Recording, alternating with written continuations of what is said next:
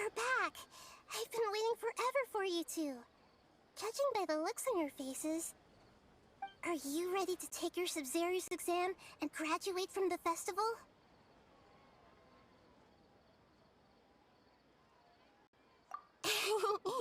Okay, first off, have you discovered the hidden truth?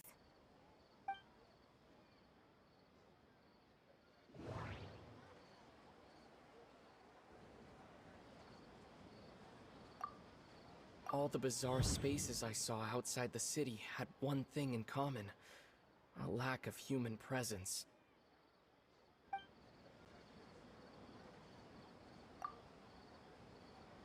People in Sumeru don't dream. The moon, illusion. Okay, Nahida said the Akasha relies on the power of a gnosis to operate, as it is the manifestation of the... We've already experienced the Sub-Zero's festival. Those spaces remind me of... dream.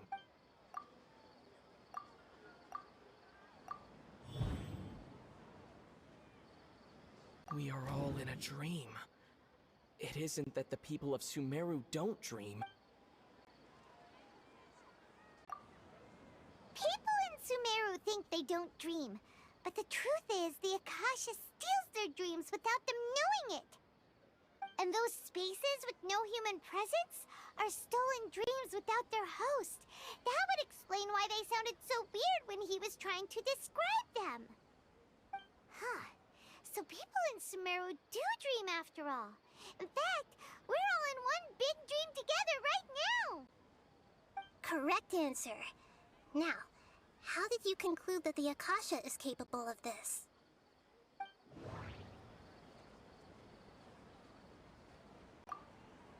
It is the manifestation of the God of Wisdom's power. The Akasha relies on the power of a gnosis to operate. It compiles the wisdom of the entire and it grants knowledge to the people. That doesn't sound right.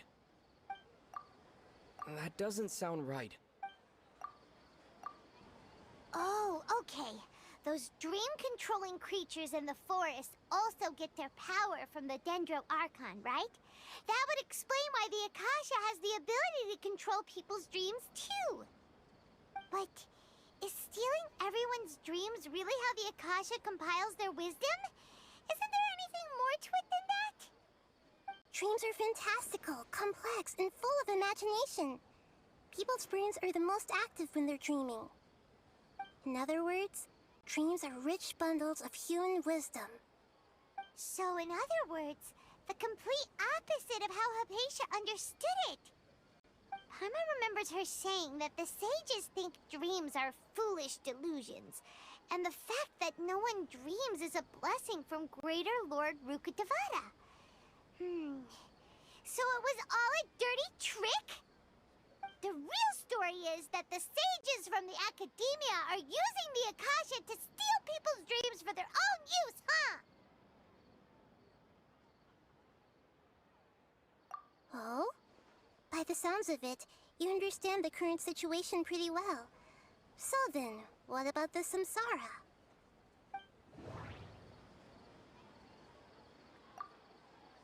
Those spaces kept disappearing before my eyes. But as soon as...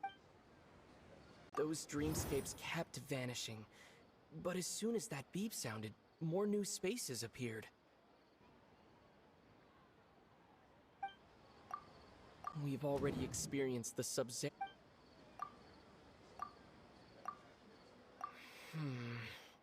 I can't...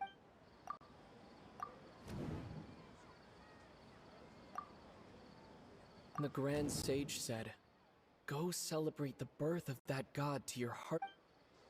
That doesn't sound right. My mind feels exhausted. The beep is a prompt tone for a... That doesn't sound right. That doesn't sound right. That doesn't sound right.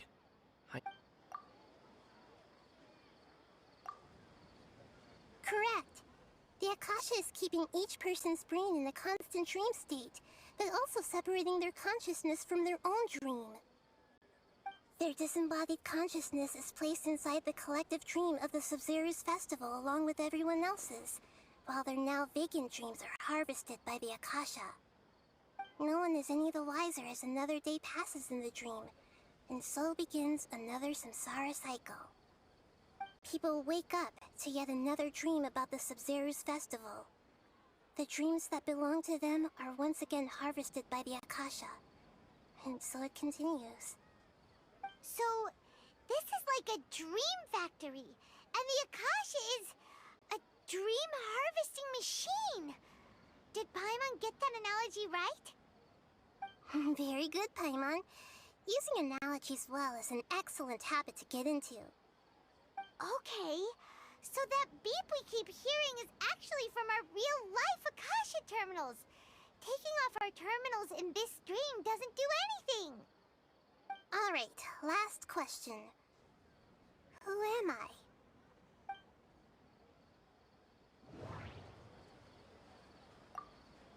They say that alchemical divination is the Dendro Arc. Now that I think about it, wasn't illusion. So you noticed. I thought that one would be the hardest question. That's why I put it last. That wasn't hard at all. Even Paimon guessed that. Everything about you is different. We just didn't want to expose you is all. Now that you mention it, Nahida, you've been hinting to us since the very beginning. It's funny. Thinking back to when we were asking all over the place for info about Lesser Lord Kusanali, Paimon didn't expect to meet you like this. Yes, those can wait until we're back in real life. On the other hand, I'd be happy to answer any more questions you have about here and now.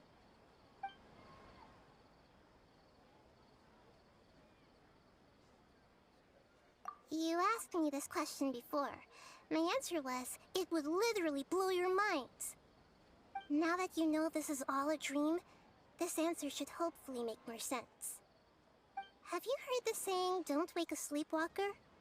Likewise, if someone suddenly had told you all this instead of you learning it on your own, your notion of reality and dream would be thrown into irreversible confusion. I couldn't expose you to that kind of risk. That's why I could only give you very subtle hints and some suggestions. Long story short, I'm really sorry I had to keep you guessing.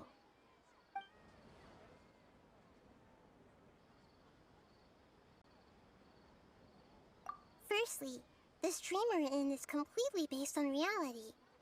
People have already experienced this Sub-Zero's festival, so it would be very difficult for them to find anything that strikes them as surreal. Secondly, you're probably wondering why people don't have any memories from earlier samsara, right? That's because people don't remember their dreams most of the time anyway. And in any case, their actual dreams are being taken away from them by the Akasha. So whenever they wake up in this dream of the Sub-Zero's festival, they don't remember anything from their previous identical dream. That reminds Paimon. Traveler had a dream when we were in the Avidia forest, but couldn't see what it was about after waking up. Is that an example of what you mean? Yes. Only after receiving the blessing of Dendro can a person gain the Dendro element's dream-enhancing power. That explains the feelings of deja vu. Meanwhile, everyone else has no idea that they are in the Sub-Zero's festival samsara, while their dreams are stolen from them over and over again.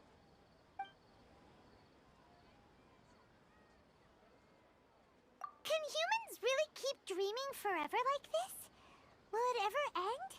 And if so, when? You might say your mental fatigue has already answered this question. Eventually, there's only so much that people can tolerate.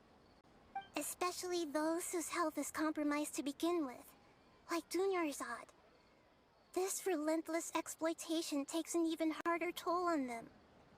People's lives are at stake here, and nobody knows a thing! We've got to put a stop to this!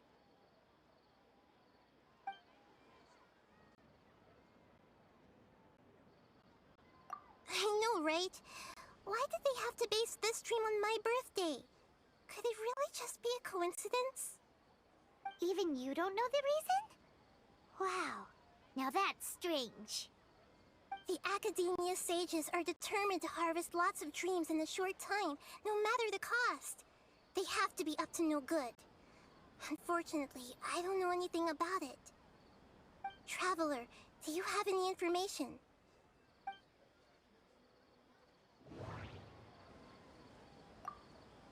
The Grand Sage said, "Go celebrate the birth of that god."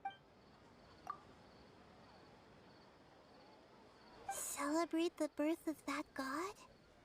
Could it mean...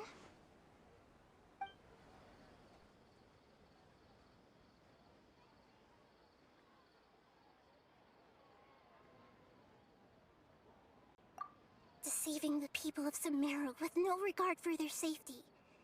No matter what they're trying to do, this is unforgivable. After we end the Sub-Zero's festival Samsara, we have to look into them. How can the sages of the Academia do this behind their Archon's back? This is ridiculous! In the end, I'm just the moon.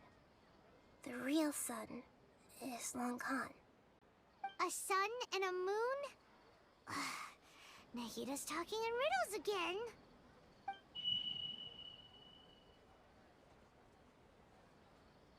Oh, we're out of time today! I'll tell you how to break free of the samsara tomorrow. See you then.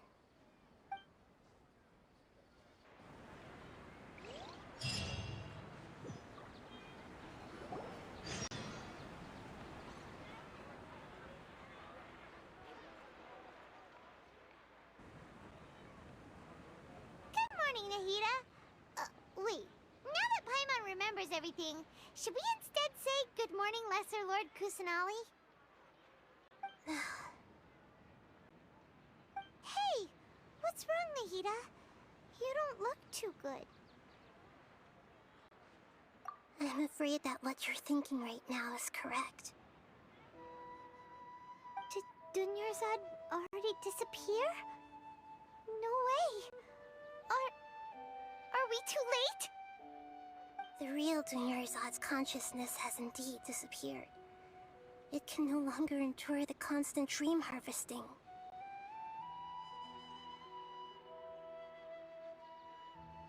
Paimon can't believe it. Wait, so what about that other Dunyarzad? Just what is she? Is she also going to disappear? She's actually something like a puppet, but not completely. The real Dunyarzad's consciousness could no longer keep playing her role in this dream.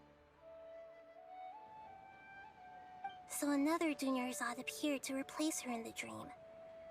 Just like the grass and the trees, that Dunyarzad is just a building block of the dream that helps to keep it going.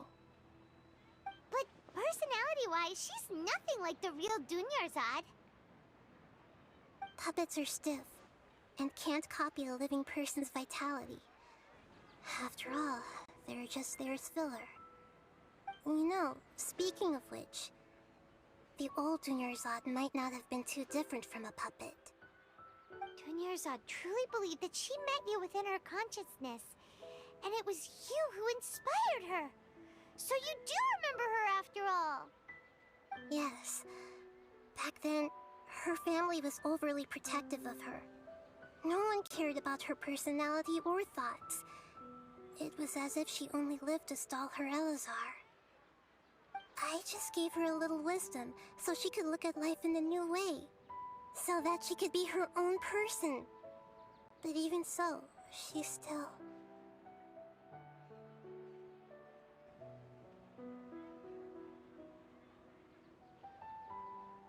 Far from it. I'm still a long way off from being a real Archon. I couldn't even save her. If I were a competent Archon, I wouldn't have let my most faithful follower die at the Sabzeruz festival with so many regrets. Please don't beat yourself up over it, Nahida. It's the sage's fault, and theirs alone. I'm not beating myself up. All I did was to rationally observe the distance between myself and a real Archon. Don't be like that, Nahida. Even real Archons are still allowed to be sad.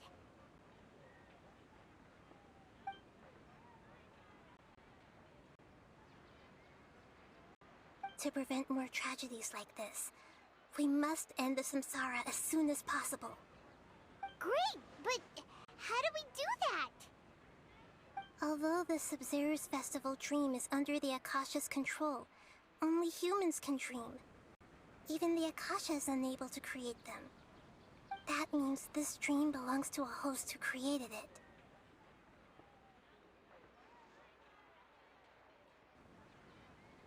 Huh? So, how should we find that person?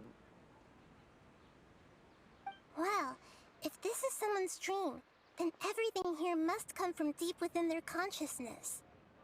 Which means, with the power of imagination, they can change anything in this dream.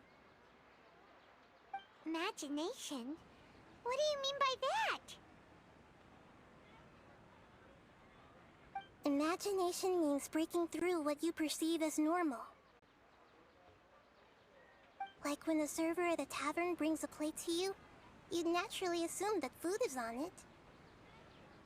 However, if you're the dream's host and you become aware that you're dreaming, when you imagine gold and more on the plate, the dream will respond in kind, and the server really will bring you gold and mora. But right now, our host is unaware that this is a dream.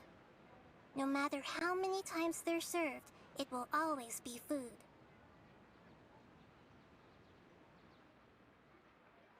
Find some way to make that person realize that they're dreaming.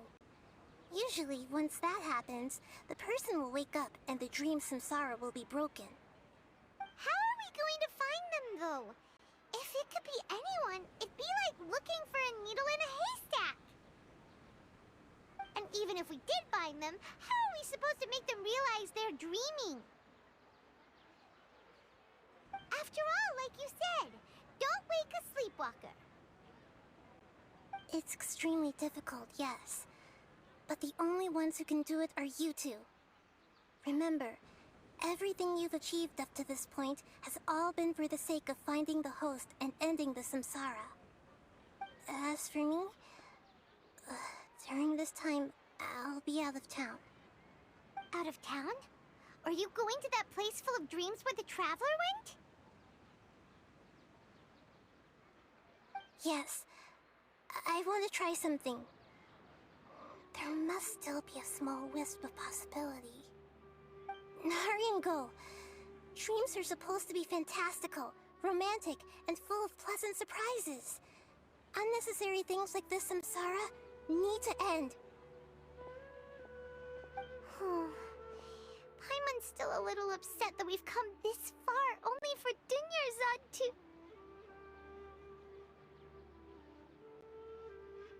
She was such a good person, with such a simple wish. But fate was against her. Yeah, saving Dunyarzad is what kept us going this whole time. But we made the samsara for her sake. Paimon's wondering, do you think the sages would get one of their own to be the host of this stream? Feels like it would be easier to control it that way, no?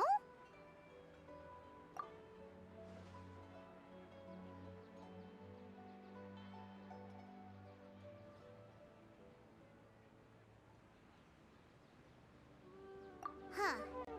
That's true. Plus, the sages probably weren't counting on there being other factors beyond their control, like Nahida and us. So, who do you think the host of the dream is? Oh, that would make sense! Ferris, the Knight is a symbol of the whole Sub-Zero's festival, right? Pretty core character. Let's go ask him some questions, shall we?